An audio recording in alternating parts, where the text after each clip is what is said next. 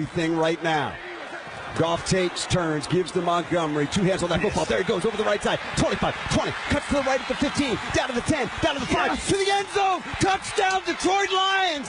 Demo to the house, 31 yards. And the Lions have put this game on ice. What a night for the Detroit Lions. What a statement by this football team.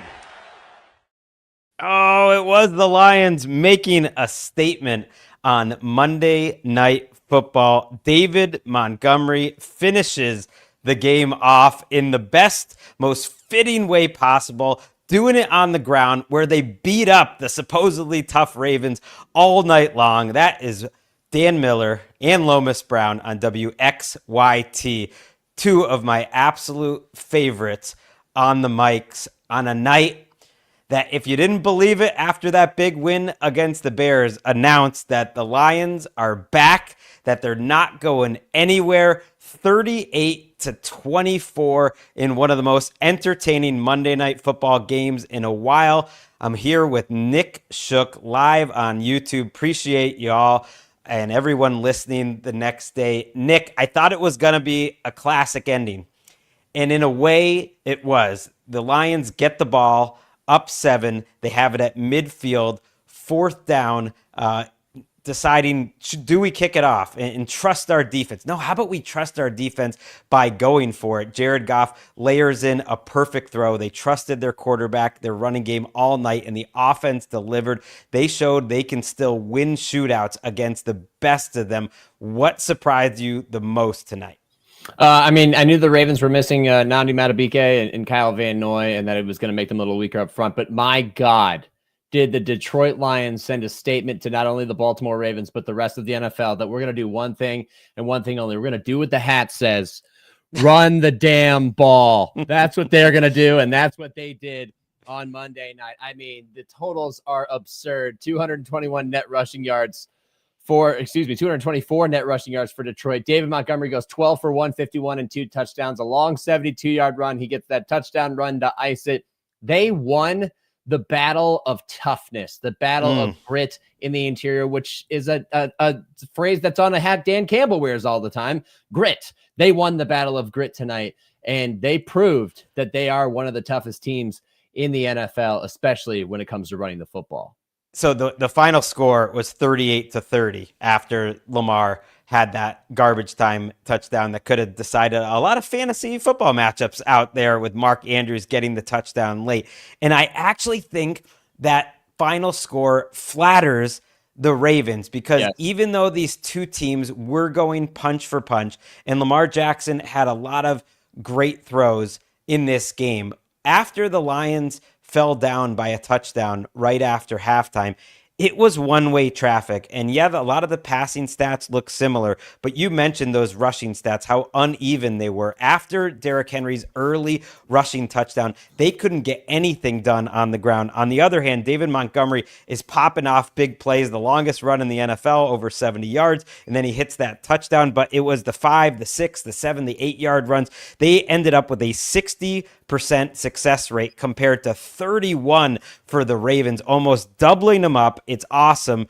And so much focus is going to be on that rushing attack. And yes, the Ravens were missing a couple key defenders. The Lions aren't going to feel bad for you. They were missing key defenders all of last season, and no one made excuses for them back then. And again, it was just Madubuike. You look at the maturation of this young offensive line. We talked about it all offseason. Is this going to be the Achilles heel going into this game? My big question was, can this interior offensive line, Tate Ratledge, the rookie, making a ton of great blocks in this game, Christian Mahogany, second-year player, just mowing through people, and the veteran Graham Glasgow in the middle, they really set a tempo, Shook. And as I'm watching this game, I'm thinking, oh, man, Nick Shook is loving what the Detroit Lions are doing. It's what the Detroit Lions always do. I guess we shouldn't have doubted just because, Ben Johnson is in Detroit.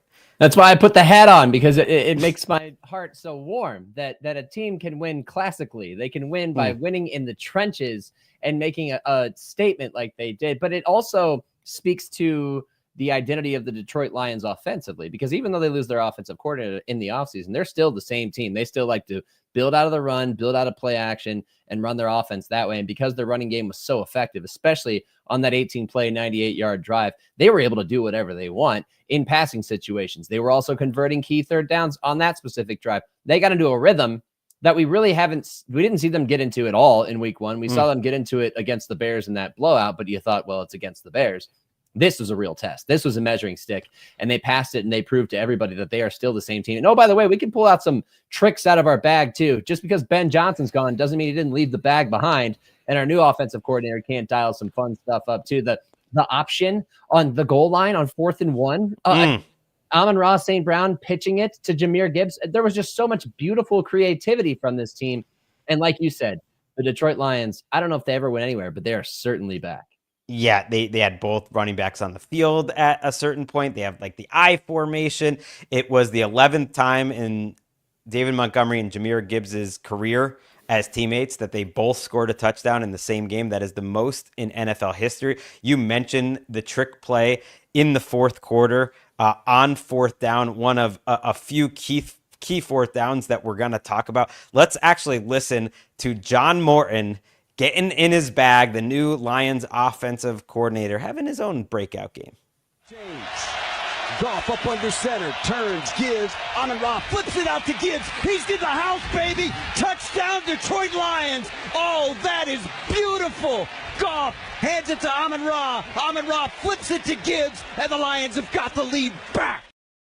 Yeah, and there was another play earlier in that second half, which was a throwback pass from Amon-Ra St. Brown to Jared Goff, perfectly executed. They end up getting a 20-plus yard chunk play down the field, and we're focusing on the runs and the 4th downs for now. At some point, we're going to go through this whole game because there was so much going on. We have a lot of highlights. I love that we can play the highlights, play the sound, and this game to me almost deserves like a Super Bowl treatment because it's two teams I picked to get to the Super Bowl. And going into this game, I really had my doubts whether the Lions long-term are going to have enough on defense and whether the offense can be that special. After this game, I'm obviously feeling better, and I have a few more doubts about the Ravens, which we'll get to. But while we're towards the end of the game, I think it is key to back up to the 4th down situation at midfield. Every week there are so many situations where teams go for 4th downs and we're just getting used to it. Mike Vrabel went for a 4th and 1 in the first half inside his own 20. Like, in a game that they were losing at, and like nobody even blinked. These things are happening every week. But if you really think about it, in a game like this, the Lions, who I believe were really outplaying the Ravens at this point, need to get 2 yards to be in total control of the game. But if they did not pick it up, Nick, they're giving the Ravens a short field with under 2 minutes to go. Years ago, coaches wouldn't even think about that. Dan Campbell did not even hesitate. Let's listen.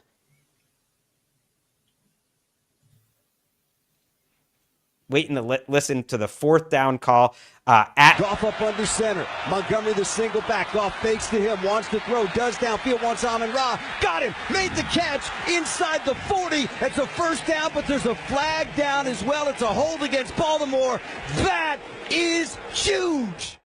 Oh, I love the call by Dan Miller, too. He doesn't let the penalty get in the way of a great call. And Jared Goff's numbers don't look flashy, and this is one where you just have to watch the game to see everything that happens because Lamar Jackson's numbers were great, and he did have a lot of great throws, but I think he had some real problems in this game, partially caused by his offensive line, partially caused by himself. He ends up with only 6 incompletions, 288 yards, and 3 touchdowns, but it was really Jared Goff's performance, 20 for 28, 202 yards, and a touchdown, and that throw, your coach trusting you, that's basically a gimme throw for Jared Goff at this stage of his career. Amon-Ra winning right off the snap, and you throw in like a nice touch ball towards the sideline over his shoulder, and he was really excellent tonight, making the throws, making the decisions, looking off the right receivers, picking the right matchups whenever he needed to. Yeah, Troy Aikman was overcome with joy after watching that throw. I mean, he could barely contain himself because it was, like he said, the best throw of the night for Jared Goff, the perfect touch ball on a key spot. You can't afford to miss Amon-Ra St. Brown on that play, or like you said, you're going to give the Ravens a short field. But again, the beauty of it is the fact that it's 4th and 1 and they're able to run play action and sneak Amon-Ra out like that and get him in a one-on-one situation where he gets a step on a defender and he's able to come down with that. Because this is a guy who notoriously has not had a drop in like 2 years. So of course, if you want to trust the surest hands in your team, it's Amon-Ra St. Brown, but you got to get it there to him. How do you get it there? You run the play action after you've dominated them on the ground when it's a short yardage situation. Just another example of beautiful play calling flow from the Lions offense and just a almost perfect way to cap this game, because the only better way to cap it is with that David Montgomery touchdown run that we already played. That was the poetic ending, the fitting ending that we all deserved. Right. That 1-2 punch was awesome. And it's why I sometimes think when you're talking about the best games of the year, of the decade, of all time, the best Super Bowls, we have a comment from one of our viewers right now, Richard, who said this was easily top 5 Monday Night Football game of the decade. Now, that's a bold statement. I'd have to go through it. But I do think sometimes everyone just thinks of what has the best final play. And that is important. Like the best like final moment that is in your head. But of all the Super Bowls I went to, I always go back to that Saints-Colts Super Bowl, which were just two great teams, tons of great players on both sides, haymakers throughout, and then an explosion that essentially ended at that Tracy Porter interception with 5 minutes to go. And this game reminded me a little bit of that, where it's just unreal plays on both sides. And yes, you didn't get that incredible finish, but you got the 2-play sequence from the Lions. And it's a game I'll remember. And if the Lions do end up making it far in the playoffs this year, I think they showed themselves something. They did fall down in this game. And so I'm testing my producer, Chris Babona, here, because we got a ton of possible highlights in this game. I want to go back to the third quarter, because that was the first time in the game that the Ravens had the lead. If you remember, they go into halftime tying it up with a late drive to Rashad Bateman. They get the touchdown after their defense did a good job getting the ball back for them. We'll get into what the Lions defense did in a second. Then the Ravens come out in the second half, really effective drive. It's the first touchdown to Mark Andrews, and you think, okay, it's rolling. The Lions have to score on the ensuing drive, and that's exactly what they did, and it finished with one of Jared Goff's best throws of the night, another one to Amon-Ra.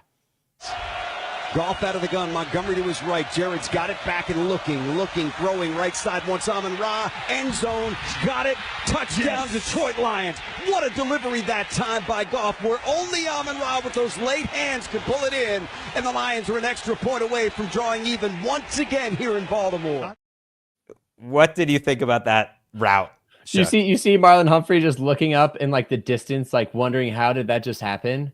Yeah. That's because Amon-Ra, well, he's got the surest hands in the NFL, or one of the best sets of hands in the NFL. He also is an incredible route runner. And he ran a fantastic little stutter step double move, almost like a hitch and go, that left Humphrey just a step behind. And you watched him on that play where his momentum completely stops, and then he has to restart. And at that point, he's already cooked, because Goff's going to put that ball on St. Brown. He's going to come down with it. And late hands or not, it didn't matter. He created that space with his route running. So it was a great design. This game was full of great designs, and this is also a demonstration of a rapport between a quarterback and receiver, where they can trust each other to be in the right spot, put the ball on me in the right spot, and that's how you come through in a game like this. Yeah, we're not going to just talk only positive about the Lions like the whole time, but it really is so impressive. You know, Amon-Ra, it's another one where you look at the box score, 7 for 77 and a touchdown. Great night on 8 targets. But the last 2 weeks watching this dude, you understand why Jared Goff made those comments to Troy Aikman that it's the best receiver he's ever played with. And you think about some of the guys he played with the Rams, and I get it. Like he really is that dude, and like the sharpness of his route running, everything was awesome. Let's change gears a little bit and talk a little bit about the Lions defense in this game, because you know you'll see that the Ravens put up 30 points, but ultimately the Lions defense gets 7 sacks in this game. The pressure rate wasn't that different, but they did a nice job sacking Lamar Jackson. They forced punts in key spots, and they made some big time plays. Let's go back all the way to the end of that second quarter and think about that goal line stand. And I know the Ravens ended up scoring at the end of that half, but it was one of many moments tonight. You realize, like, yeah, the Lions defense, they might not be that deep up front, but they absolutely came to play. Let's go to the 4th down call. Out of the gun, Jackson's got it, running to his right, wants to throw. Now big impressive, ball's loose on the ground. It is recovered by Jackson, but it does not matter. That's Lions football. A 4th down stop by this team. Jackson tried to roll out, had a run-pass option, and Jack Campbell was there to knock that ball loose. So I think it's absolutely fair to criticize Lamar Jackson for holding the ball too long, not throwing the ball away, maybe sometimes assuming he was going to get away. But on that play and a couple other shots where they gave us the all-22-like vision, there was no one really open. I don't think there was anywhere for Lamar Jackson to go on that play. Like, what did you see out of the coverage and just everything that they were throwing at him, and from Kelvin Shepard, the new defensive coordinator? Well, it's the downside of that play, which the Ravens, that's like their favorite play to run in 2-point situations, in 4th and short on the goal line situations. They've done it before. It has not worked. Sometimes it has worked. Sometimes Mark Andrews drops the ball in a divisional playoff game for a 2-point conversion. Like that happens, but they love to run this play. And I think for the first time, Lamar encountered a situation in which he had nowhere to go and no idea what to do. Because when you roll the short side of the field, you are limiting the amount of space that you can work with. Everything's flowing that way. You're going to have to completely change direction. And he's already under duress because of this Lions defense. And it was a great example, I think, of also preparation. A team that knows this is what they like to do in that situation. We're going to bottle it up with the right coverage and shut them down like that. And I think it kind of typified the whole night, or a lot of the night, for the Lions defense, which, by the way, we got to put some respect on this Lions defense's name for what they did bottling up Lamar Jackson tonight. It just typified the whole night. They were able to get after him consistently. They were disciplined in their contain and in their rush lanes and in their tackling. And yes, they forced the fumble there because Lamar holds on to the ball too long. But Lamar is not going to just throw it away in that situation. He's going to try to make a play. And ultimately, it was a big play in a game that didn't end up meaning all that much, I guess. But at the time, it was another one of those statements that, hey, we're not going to be another one of those teams that almost picks you off twice and then gives up a touchdown like they did later. We're going to be that team that fights all the way through all 4 downs. Yeah, see, I'm like a process, not just results guy too. And I think it just is part of a night where they just kept battling. And yeah, like the Ravens, if you think about it, had to hit a lot of really impressive throws to win. Not saying that Goff didn't, but in the trenches, we've already talked about it.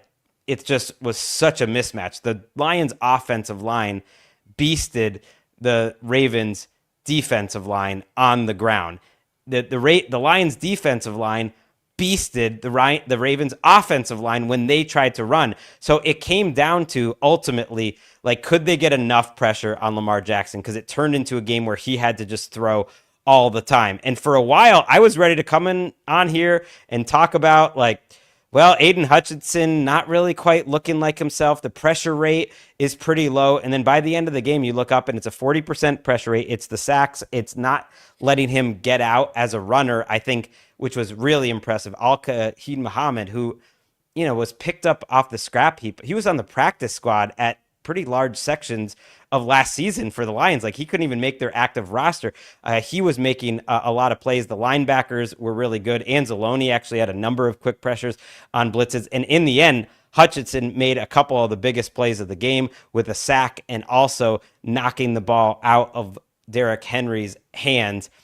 Man, Derrick Henry is having a rough go of it in the last, 9 quarters of this season. After an unreal start to the season, if someone had said after like the third quarter of that Bills game that Derrick Henry would kind of be a problem for the Ravens at the end of week 3, like, I never would have believed it. But not only is he fumbling every game, 1 in each game, and 2 of those fumbles were absolutely killers, but they're not getting consistent runs. He had that touchdown run, but other than that, like, it was a pretty rough game. And again, you have to give a lot of credit to, like, the team defense of the Lions, even if it's not a ton of individual stars. Yeah, I think the Lions did a good job of knocking the Ravens out of their rhythm with the way that they played defensively, and all of that had to do with stopping Lamar Jackson on passing downs. Now, it wasn't perfect. He still completed a lot of those passes, out of structure, improvising. That's what he's going to do.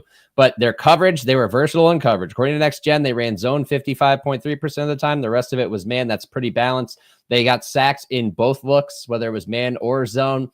And most importantly, they threw them out of their rhythm to the point that, like, Derrick Henry, after they got that goal line stand, Derrick Henry got 3 carries in the second half until that one that he fumbled. And I had a thought to myself. I'm like, I feel like I haven't seen Derrick Henry on the field in ages. Like, this is a close game. He is a runner who can, balance and pace your offense really well. And he hasn't been out there. Then he gets a carry right after I have that thought and he fumbles. And it completely changes the game from there. Yeah, it's crazy because that was a moment, and I'm seeing a comment, by the way, from our friend Will Gavin, who is on his way home. Now, Will Gavin is a host. If you guys are UK fans, you're probably not listening unless it's the audio version, but because it's 4:30 in the morning right now, I'm going to be joining Will on Talk Sport to help call the game in Dublin on Sunday and the following game in London the week after with the Brownies and the Vikings, and of course the Steelers and the Vikings this week. And he says, man, the Ravens losing in the trenches so badly for someone who had them in the Super Bowl is tough to watch. Keep up the good work, boy. So I like hearing that, but the defense is actually what I feel more differently about, coming out of this game. Because if you think about their team build this offseason, and Brad Holmes is one of the best to do it, they really invested in run stoppers. In the middle of their defense, they have DJ Reader as their free agent from a few years ago that's now healthy again, and Tyleik Williams, a guy who I know you looked at a lot in the draft. And there aren't many teams putting 2 guys like that who are really run stoppers and not pass rusher type defensive linemen on the field almost every snap. And it really paid off tonight. Yeah, and guess who made a little shoestring tackle on Lamar Jackson when he tried to take off? DJ Reader. Guess who was there to fill the run lane? DJ Reader and Tyleik Williams. Let's go! I felt so good, and I almost felt like, God, I'm an idiot for not giving them more respect going into this game. But then again, who among us expected Al-Qadim Muhammad to have 2.5 sacks, to be a constant closer when the Lions effectively caged up Lamar Jackson, which it takes me back to when I worked for the Browns in 2019. I remember talking to those guys when they went in their week 4 game against the Ravens that year in Baltimore. And I was like, how do you stop Lamar? He's having a great year. And they just said, you got to cage him. You got to cage him. You got to keep him in a box. You got to make sure he doesn't escape. The Lions did that perfectly. And so many teams don't do that. The Lions personnel did not suggest that they would do that. And that's why we need to put respect on their names, because of guys like Al-Qadim Muhammad, because of a veteran like DJ Reader. And of course, because of Aiden Hutchinson, a guy who Baltimore gets so concerned about him, they slide their protection to the left, and he just splits 2 guys and gets right after Lamar for a crushing sack in a key moment in the game. Everybody on this defense, Alex Anzalone's spying, Jack Campbell back there at the second level, they all made plays. They played so cohesively, and that's why I think everybody who watches the NFL is going to take the Lions more seriously, because of the performance that they gave on both sides of the ball tonight. They got away with lining up in base defense most of the night. And by base defense, that means 3 linebackers essentially on the field. Almost no teams do that at this point, but they had that sort of vision. Again, with the team build, bigger linebackers. And I mean, in terms of guys like Derek Barnes, who was like an old school also had a great game. Side. Right. Like also had a great game, like an old school strong side linebacker, kind of the run stopper who's almost been like legislated out of the league, like that sort of player. But he can blitz. He's versatile enough. I think like a faster, more dynamic team could take advantage of that. Maybe if you have Isaiah Likely in this game, when the Ravens are lining up in 2 tight end sets throughout most of the game, but they haven't quite gotten the mix with all their receivers. Now, I do want to note, like, Lamar had some dimes in this game. Oh, yeah. I'm just going to mention a few. And actually, it kind of points out, now that I think about it, how tough the Lions defense was playing, because I felt like there were more easy throws for Jared Goff throughout the course of the night. There was a throw early in the game on 3rd and long where Lamar is rolling left, throws it across his body to Bateman on the sideline for 10 yards, like an incredibly low percentage type of throw, hits that. Then he goes Tez Walker deep down the field. That was a beautiful throw. He had the crazy sideline throw to Nuke Hopkins where you thought after it got over the underneath defender, that thing's going out of bounds, and he just like drops it in there. I love the 3rd and long to Rashad Bateman when they were down 28-21 and they're driving and he has to hit a hole shot and be patient and throw anticipation over the middle. Like, these were high level throws. He also had that touchdown to Mark Andrews early in the second half. So, like, there were a lot of amazing plays. Hell, just to get Jerry Sandusky into the show, let's listen to a Ravens highlight. Let's listen to the Mark Andrews touchdown to start the second half. You hate to settle for a field goal. Lamar Jackson from the shotgun. Throws towards the end zone, looking for Andrews. He's got a touchdown, Mark Andrews! A diving grab along the sideline. And the Ravens have their first lead of the night. But that was a great throw and a great catch by Mark Andrews. Oh, that was a great throw. That was Rod Woodson, who knows a great throw when he sees it. Like, what did you see there, Shook? Threaded, absolutely threaded. And from the distance, because, like, yeah, I think it was a 14-yard touchdown pass, but the distance, from where Lamar was to the corner of the end zone makes it a lot longer. Couldn't be placed better. I mean, could not be placed better in the pocket where Andrews can make that grab just inside the pylon, just outside the outstretched reach of the nearest defender. I watched that route develop. I think it was branch in coverage, it was Anzalone in coverage. And I'm watching him run with him, and I'm like, he's covered pretty well. And Lamar throws it, and I'm like, oh, he's gonna have to fit this one in. Boom, right in that. It's like threading a needle, just right through the eye of the needle for a touchdown. That's what Lamar is capable of doing. He had a number of throws like this, like you said tonight, and I think that will get lost in the aftermath conversation about this game because it's getting lost in our comments right now. People are killing Lamar. I think multiple things can be true, though. Shook. The other thing that's true is that Lamar needs to figure out how to operate in the pocket and not give himself so much time sometimes, because it hurt them when sometimes you could just take off for a gain of 5. And I think that they will correct that going forward, because it definitely hurt them tonight. Both things can be true. You're right. But I have a feeling like he's not someone that when you watch the film has open receivers and doesn't let go of the ball. I think what the Lions showed him tonight with mostly zone coverage, like, worked. There weren't that many open receivers, and at least they were muddying up the picture. After that Andrews fumble, they go 3 and out where he takes a sack on that drive. They have to go 10 plays just to get 39 yards on that drive that I mentioned where he hits the ball over the middle to Bateman. There were a lot of penalties involved here. Then Derrick Henry fumbles the ball. And then really the killer was when they got the ball back with 6:35 to go and they go 3 and out. They end up with a 4th and 9 there. Another drive that starts with a big time sack. And at first it was like these plays where Lamar is trying to get out of trouble and he's just taken down for no gain. And as the game is wearing on, like, he is taking bigger and bigger deficits in terms of, like, longer sacks. And I think multiple things can be true. This game is on the Ravens defense, obviously, and their running game. Like, the passing game was by far the best part of the Ravens. I mean, the freaking Ravens gave up 2 95-yard plus drives.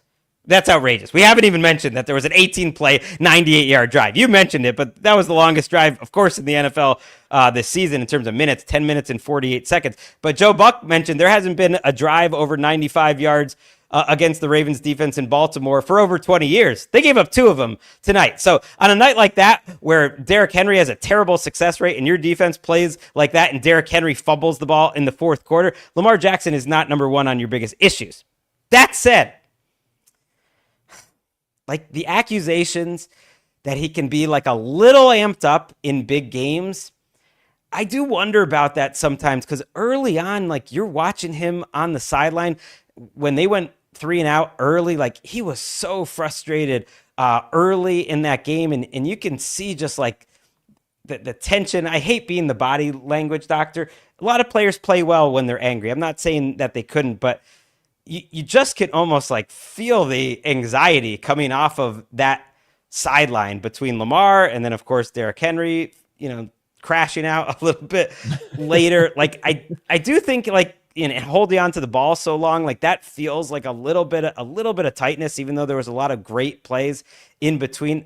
I do think it's fair to, like, point out there's something to that for the Lamar haters out there, which I am not one, but there's something to it. Yeah, I'm not a Lamar hater either, but I hate to be this guy in this moment. I see a trend in the Baltimore Ravens over the last few years that we witnessed tonight, which is that when they meet a team that is at their level, that they cannot bully offensively, that they cannot shut down defensively and then just run over them with Derrick Henry or with Lamar or whatever, they get tight. They play tight. They make mistakes. They let the pressure of the moment consume them sometimes. And I think what you just described is exactly what that was. And there were periods in this game where I felt as if the Ravens were overcoming that and they were just going to be the better team and end up winning a game because, for example, the Ravens take the lead 21-14 after the Lions go 3 and out. The Lions go 3 and out after that goal line stand, and the play calling is a little questionable. The Ravens cash in to end the first half. There were just a few periods in this game where I'm like, the Lions are like one miscue, one big Derrick Henry run, one big Lamar Jackson play away from being down multiple scores, and maybe they don't have enough to come back, and they never got there. And I think that frustrated the Ravens, and the miscues and the small errors in detail. A guy maybe not running a route where Lamar wants, and he underthrows the ball, or it looks like he underthrows the ball because the receiver's not where he wants them to be. Lamar not being able to break the pocket and take off for runs when he thinks they're there. Guys not getting open. I think all of that compounded, and you saw the effects of it capped by the Derrick Henry fumble late in the fourth quarter where they're like, wow, we're really going to lose this big game at home on primetime right now? I can't believe this. We're the Baltimore Ravens. We're not supposed to do this. Well, guess what? You also play in the NFL where the Browns beat the Packers on Sunday. Things like that can happen. Hey, let's stun on them. Hey, the Browns and the Ravens have the same record right now. Yeah. And honestly, like if you just said who's played better, I don't think the Ravens have played better this season necessarily than the Browns. The Browns outplayed the Bengals in week 1. I know they got beat 41-10. I'm just saying Come on. Okay. Defensively, the Browns have played better than the Ravens, but offensively, it's not even in the same. What I need to say is that I feel like the both of these teams should be 2-1, and it's not that big of a difference. That could be true. Yeah, that could be true. It's such a long season, but the road to the 1 seed is going to be harder. With starting off at 1 and 2, you know, you're in a division where Jake Browning and Aaron Rodgers, you know, respect to him, but not playing the best quarterback right now, are quarterbacking the teams that are currently in first place. Like, I'm not that concerned about the Ravens long term. To me, this is more about the Lions. But when we talk about the tightness, to me, it's more just like expectations. It's not like that they're getting nervous and that they can't perform well in big games. It's just they've lost so many of these heartbreakers. They've lost so many big leads. They've been on the cusp. They've been the best regular season offense now for 3 straight years. And it's just the expectations. And I think those are sometimes difficult to manage, like as a team. And it's one of the reasons why I'm really impressed with how the Lions have responded after week 1, because they're also in this cycle of they've never been here before, right, Shook? And where they're now like deep into this run of like trying to stay at the top. And I think that's the hardest thing to do in the NFL is stay at the top. And the Ravens and the Lions, that's exactly what they're trying to do. There's one difference between those two teams. One of them plays in the same conference that's occupied by the Kansas City Chiefs, and the other one doesn't. And I think when you know that you have that team to take down, you realize, like, yeah, I mean, until they're not there, they're there. I think that adds a little bit more pressure. And this is a measuring stick game, and you know that. And so I just think it adds a little bit more, and they have a longer history of not getting the job done than the Lions do. And also, you know, this is no shot at John Harbaugh at all. Hell of a coach. But there's something about Dan Campbell and the way that he trusts his guys and goes for it on 4th down and does all those things and wears his heart on his sleeve that just seems to invigorate a team and creates a culture of that maybe they'll band together and rally together when the adversity strikes, that maybe the Ravens don't have that same mental toughness in them. Not necessarily on the coach, but just on the key figures in each franchise. I think that is one of the factors that played into this game tonight. Well, yeah, we'd say that the team takes on the personality of their head coach. You know, when I was talking about like Derrick Henry being a little tight on the sideline, and John Harbaugh is like the number one guy. We made a a little bit before the season, like of any coach that I'm literally afraid of John Harbaugh. There is so much boiling beneath the surface. I feel like at all times when it is not going well, there is like an anxiety and a tension, and his decision-making in big spots has not been amazing. And you compare that to Dan Campbell, and yeah, maybe it does rub off on the rest of the team. All right, I'm doing a little schedule watching because we're talking Browns, right? And then we're talking Chiefs, and those teams have matchups against these teams coming up. So the Lions get this win. They have a tricky game. I think it's fair to say the Browns are tricky at this point, considering how good their defense is. They have the Browns next week in Detroit, then at Cincinnati, at Kansas City, and then the Tampa Bay Buccaneers before their bye week. The Ravens, on the other hand, go right from this bloodbath on the road on a short week to Kansas City, in theory, one of their biggest games of the year, before heading home for the Texans and the Rams before their bye week. Really interesting schedules for both these teams, and we're just getting started, but you look at those schedules, and they are going to be tested in a lot of these games, and they are both going to be challenged to not get to their bye week with like a 3-3 type of record. Yeah, if you want to wash away, Ravens. Yeah, if you want to wash away the sour taste in your mouth from this and make all the haters shut up, you go beat the Chiefs next week, and you do it. It's a big game in pretty dominant fashion, and I think that their strengths match up well against the Chiefs. And then at that point, people forget a little bit about what happened against the Lions tonight. Like it can all change. But it puts so much on that game, though, and we will get into it. But that's the beauty of the NFL. Every week matters. And every week matters more. And it's a funny thing. I always think about the early part of the season. The bigger games to me, having watched, for so many years, is the bigger games early in the season are actually with the good teams that are off to slow starts. Like, it would be great. It'd be fun. I bet CBS would love it if Ravens Chiefs was a battle of undefeateds. Isn't that game bigger now that they're both 1-2? One of those two teams with very challenging schedules ahead of them is going to be 1-3. And if you thought like the tension with Travis Kelce bumping Andy Reid, or the tension of Derrick Henry like falling over on the sideline was bad after this week, like how about you lose to your other AFC rivals next week? And so it really sets up like a fascinating matchup there. And the Lions, on the other hand, can breathe a little bit of a sigh of relief, but man, that they would love nothing more to beat up on the Chiefs in a couple weeks too. The Bucs are on the schedule coming up, which is going to be big, and I just love it. Before we move on from this game, and we are going to do some news very quickly on this show because there was some big time injury news.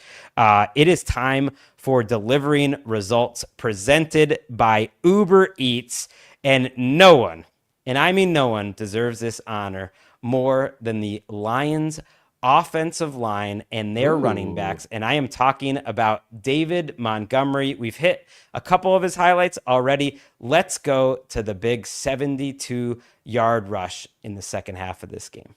Behind center, there's the snap. Jared hands to Montgomery. Montgomery hesitates. There he goes across 20, 25. Demo, there he goes, middle of the field to the 50, angling right at the 45, down to the 30, down to the 20. Taken down from behind at the 15-yard line. David Montgomery running for daylight and running big for these Detroit Lions. Oh, my goodness.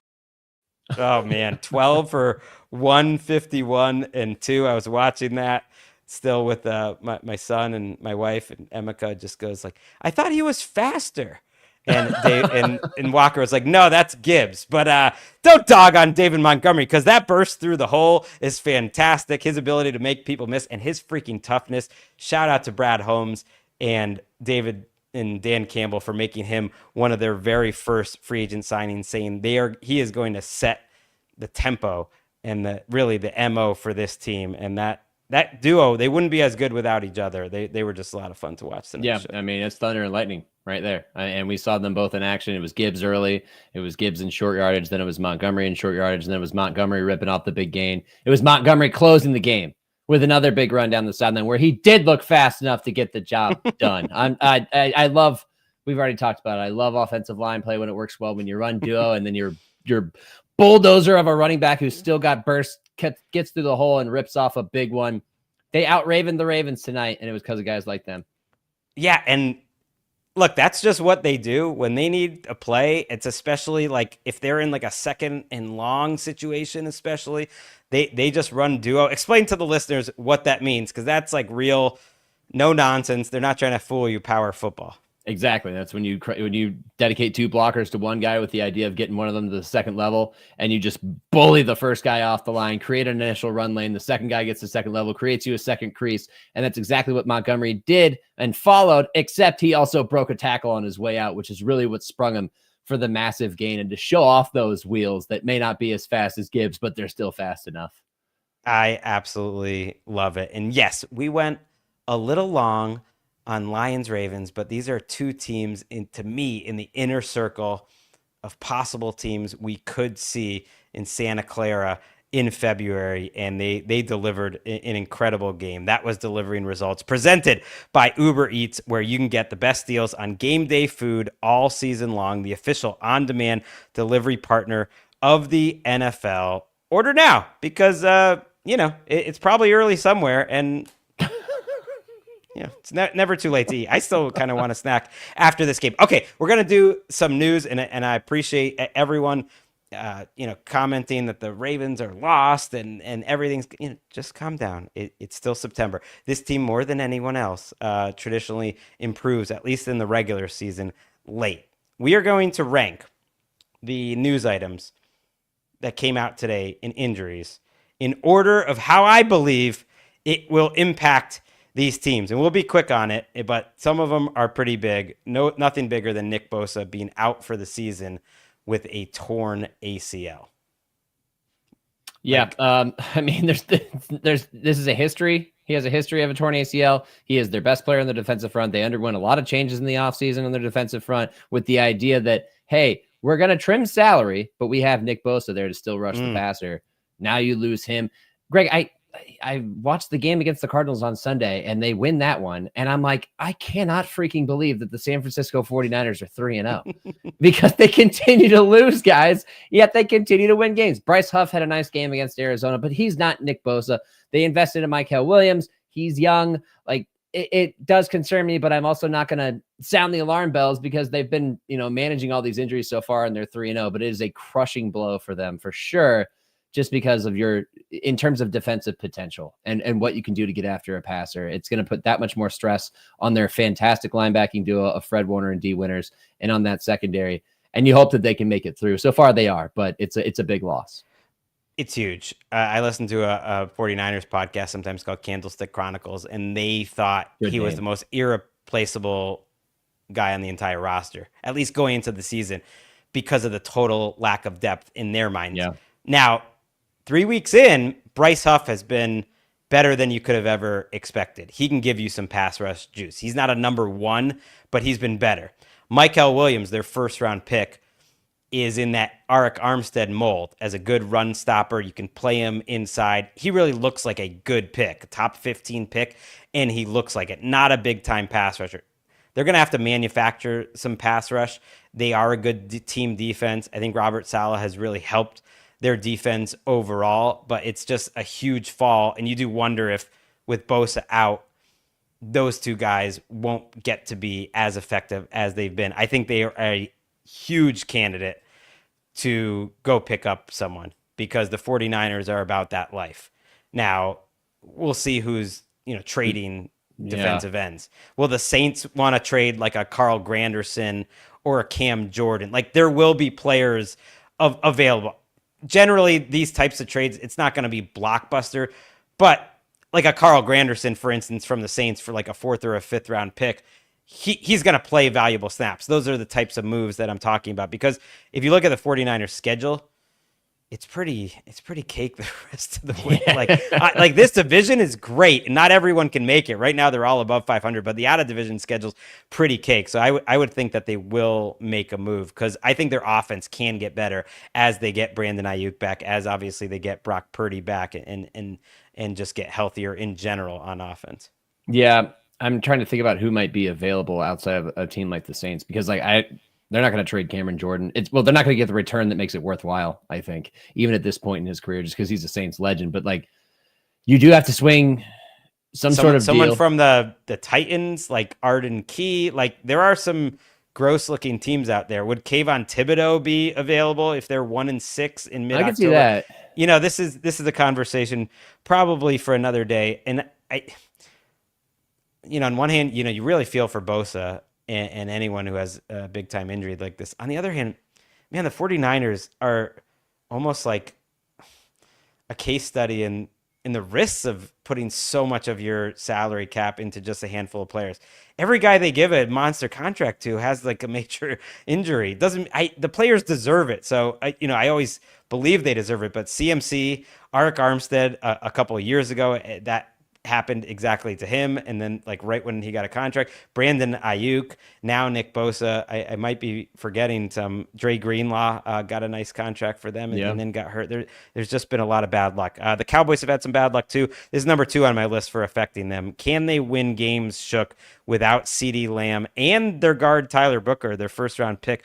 Both of them will be out multiple weeks with high ankle sprains. CeeDee Lamb will not be put on IR. They want to evaluate it really after a couple games and see if he has a chance to return after that. Yeah, you know why they're evaluating after a couple of games? Because they saw how bad their offense was with him out of the game in Chicago on Sunday and how much it hurt. I mean, Dak's playing great football, but you lose your guard in Tyler Booker, who's played really well for a rookie, and then you lose your top target at receiver, and suddenly all you're left with is Jake Ferguson and George Pickens. That's a big loss. And that's a big loss for a team that is going to be heavily dependent on their offense because their defense can't stop a nosebleed. So that's why you give yourself the shorter runway or the possibility of it by evaluating in 2 weeks, because a high ankle sprain is not a quick turn. And unless he's young enough to heal quickly, it's going to be more wish casting than actual reality. And that's going to hurt them. And especially, where they are as a team right now, they're 1-2 and they're coming off of a loss in which they looked significantly worse than the team they played in the second half in Chicago. And I just don't see it getting any better for them because they can't stop anybody defensively. And now their offense is going to be weaker. Oh no, by the way, the date with Micah Parsons and the Packers is next week. Maybe they get a bit of a reprieve by week 5 at the Jets and then the Panthers week 6. But I don't know, man, the vibes are not good with this team right now. And this does not help at all. No, their only chance to having a fun season was going to be able to outscore teams. And you just can't do it with CeeDee Lamb and 2 missing offensive linemen. Remember, they also lost their starting center for 6 to 8 weeks. So that's 2 interior offensive linemen that are going to be out. It's just not going to happen. They're going to be 1-3. And their only chance, schedule-wise, to kind of get to that relevance and win those shootouts were to win the games like Carolina and against the Jets. Like, you have to win those games, and that's going to be more difficult without CeeDee Lamb and Tyler Booker, who, like I said, is going to be out a couple weeks. All right, number 3, and these are ranked in order of how it will impact standings. Number 1 in my eyes of how much you feel for the player. It's tough to rank this because Najee Harris is coming up at number 4, but I just love James Conner, and he's been really set back by injuries, obviously overcame cancer early in his career. So to hear he is out with a broken ankle, not a surprise after what we saw on the field, but beyond, feeling for him, like, what do you think this does for their running attack this season, Shook, which really hasn't been great even with Connor there? Yeah, I was going to talk about how I feel about him just because I talked to him about his battle with cancer years ago, and he was just a super nice guy, and he's a guy that's easy to root for. He's also been the identity of this Cardinals rushing attack. I mean, he's been there since 2021, which I was reminded of today. I can't believe time is flying by that fast. And he's led them in rushing every year he's been there. His last 2 seasons, he's broken 1,000 yards, sometimes for offenses that are pretty limited. They've been pretty limited overall in their first 3 games, but they dearly missed him when he got hurt in this game and they were trying to put one away in San Francisco. All they needed was like a first down, and they couldn't get one because they couldn't run the ball. Amari Diamercado is not a guy that you run between the tackles consistently. He's more of a guy that you're going to lean on as a pass catching back. You got Trey Benson, who's a second-year player who's going to have to be asked to do a lot more. You're probably going to pick up somebody because those are your 2 remaining guys, essentially. And I don't feel good about the balance of this offense, which is already kind of struggling. Kyler Murray's been all right. His connection with Marvin Harrison Jr. is not consistent. He's more consistent with other pass catchers on his team. You do have Trey McBride. He finally caught a touchdown before the last month of the season this year, which is great. But ultimately, like, I'm very much concerned about the ceiling of this offense now without James Conner. And it may sound, like I'm hitting the panic button and freaking everybody out or whatever, but that's how important James Conner has been to this offense. There are games last year, if he ran well, they probably won. And if he didn't, they lost. And now they don't have him at all. So they got to find a different way to win. Yeah, and he didn't look great, but I think it was more about the blocking scheme. I think they might miss their run game coordinator, their offensive coordinator last year, Clayton Adams, who's with the Dallas Cowboys. Their run game looks fantastic. I do think Trey Benson gives them some juice, but this is a team that's mediocre across the board. We'll talk about them more on Tuesday's show, which is only, what is it? Like 16 hours from now. So you don't have to wait long. We'll be previewing TNF, me and Jordan Rodriguez in the studio soon enough. Najee Harris, I mentioned, out for the season with a torn Achilles. We thought this was coming. I thought he was running well this year, and there was a play or two on Sunday which I think showed the difference between him and Amari and Hampton. One where he got hit behind the line of scrimmage on the 3rd and 1. Hampton is strong, but Najee's even stronger, and he got over the line, and so I think they will miss him, but ultimately they still have a great back in Hampton and some depth there, so I think they'll be okay. And then another thing, we'll probably follow up on Tuesday with the Giants Jackson Dart situation. Brian Dable said that they're evaluating everything when asked if he's sticking with Russell Wilson. 96% chance they're going to Jackson Dart, but let's just talk about that when it actually happens. So we'll do that on Tuesday. The bigger surprise to me, Shook, was they asked Aaron Glenn if Justin Fields is definitely starting if he gets out of the concussion protocol, and he didn't give a clear answer for that. Like, what? I'm okay with that. Was he just not ready for the answer? I know Tyrod played pretty well, but no, I think that it's weird because you signed Justin Fields to that 2-year contract with the idea that he's going to be your guy for the next couple of years, and hopefully it works out. But I think that the difference in the way this offense operates, not dissimilar to the difference the way the Giants offense operates with Russell Wilson versus Jackson Dart. Granted, we haven't gotten the regular season sample size on that, but we saw what we saw in the preseason. I think that could convince Aaron Glenn. Maybe we stick with Tyrod and he ekes out a win for us, or at least gives us a better chance of winning than going back to Justin right away, give Justin a longer runway. And I also think that they're playing Miami where he senses an opportunity. Oh, and also it's a prime time game. I don't know if you'd probably trust the veteran and Tyrod more than Justin in that scenario. And then you play the Cowboys the week after that, which hogwash, an opportunity to light it up. So what are we talking about? He played 2 games. One was terrible. The whole team was terrible. One was an incredible quarterback performance. I feel like you got to keep starting Justin Fields, because if you get 5 of those, he would have won the game by himself, like against most teams. It was his defense's fault, and so I disagree. Here's another theory. Coach looking for a win. I think he's going to lean on the veteran. Here's another theory. It's a long week. They don't have a practice till Thursday. The 2 quarterbacks are quite different. Maybe he's just being cagey the sake of being cagey. Kyle. Gross. You know, like just he's a defensive coach. He knows he doesn't want to have to prepare for Justin Fields or Tyrod and the difference, and he's just being vague. We'll find out. We'll talk about that later in the week. Appreciate everything you do, Shook. You will be back with us on Thursday Night Football. At that time, I actually will be in Dublin. So you're handling that game with Jordan Rodriguez. But we got a couple big time shows before that. Play the music, Chris. We're ready to go.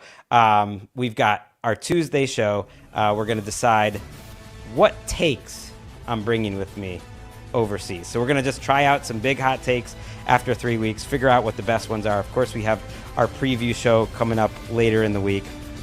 Man, Ravens and Lions, I thank you. When we were thinking about football in the offseason, this is the game we were waiting for.